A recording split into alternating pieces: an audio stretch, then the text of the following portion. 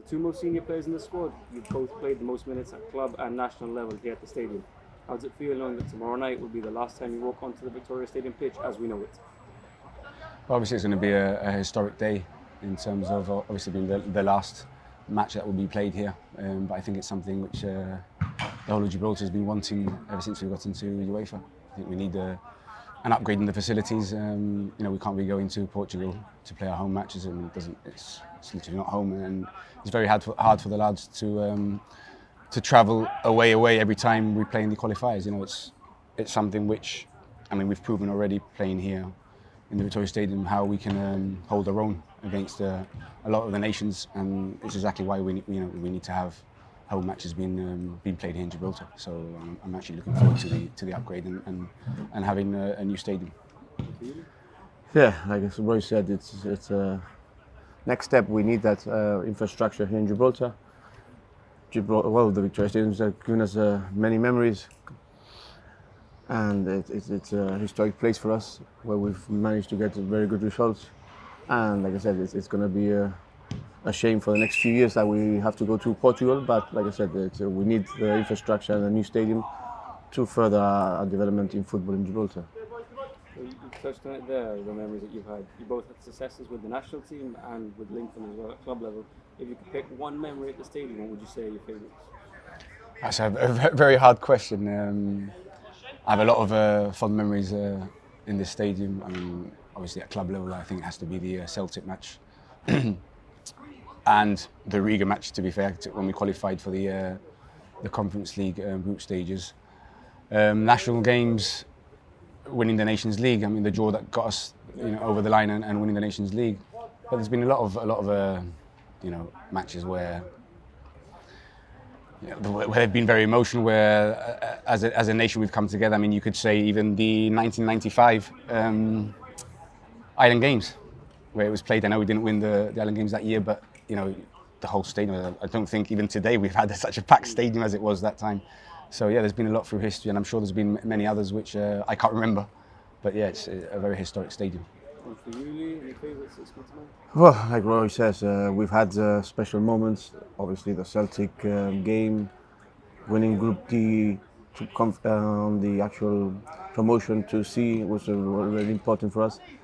And I remember as a young kid coming to play in Victoria, and it was gravel, and then playing on the first artificial pitch. It was like a dream for us. And obviously, coming to the end of what we see of the Victoria Stadium it's a shame, but obviously, like I said, it's important that we change into a more advanced and developed stadium, which we need in Gibraltar. You touched on it now, in this period of reconstruction, we're going back to Faro. Mm-hmm. The last time we were there was in 2017 and we lost 6-0 to Estonia. So how far would you say we've come since then? I think there's been a huge progression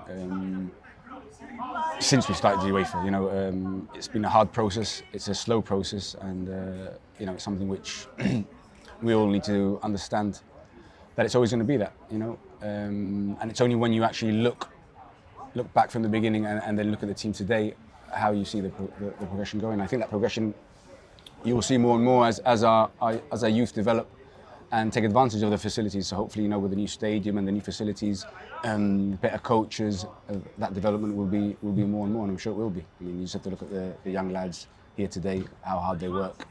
Things which I don't think the public see enough of. The behind the scenes, what goes on when no one's watching, sort of thing. But yeah, I think there's been a lot of progression, and I think you see it when we play. We've held our own against very big nations. Unfortunately, now and again we do get the odd result which people are not happy with. But I don't think that you can judge us on results as such. I think we need to be judged on what we're seeing on the football pitch and on our organisation, on our professionalism.